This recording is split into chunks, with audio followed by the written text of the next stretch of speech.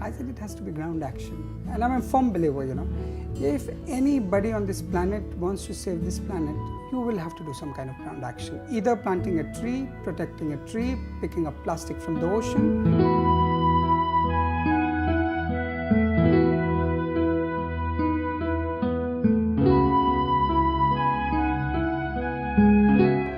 Some said, why are you doing it? It's not your job, BMC has to do it. Why are you doing it? Some people said, how long you will do it? Let's see, 1 week, 2 weeks. And the third were completely pessimistic, kabhi hoga hi nahi. You see, if you don't pick up that plastic from the beach, that plastic will be taken by high tide into the sea. It will go into the deep sea, never to come back. So for me, it was a question of basic human right, you see. My environment or my ocean is in dire strait. What do I do? I said, I'll wear my gloves. And that's the first day I went in October to clean up. And it's been a big journey of 60 weeks.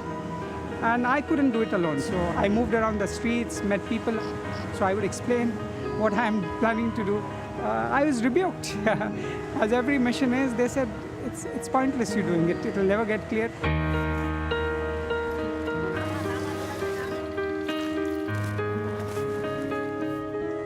And my volunteers joined in a matter of 61 weeks. We have cleared around 4.2 million kgs, that's 4,200 metric tons of plastic and filth off from our beach.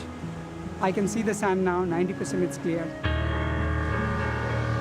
The whole Indian coastal belt is suffering. It's a huge amount of plastic. We never had single-use plastic. And suddenly you go now to the malls in India where everything you buy, there's a plastic attached to it, which is devastating for the ocean. But one thing is for sure, that all stakeholders will have to work together. The guys who manufacture plastic, the guys who use the plastic, the guys who litter the plastic, the government machinery who's supposed to regulate, and the citizens who want a neighborhood in a particular way. All 5 stakeholders will have to work together.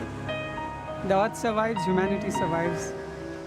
Humanity survives, the earth survives.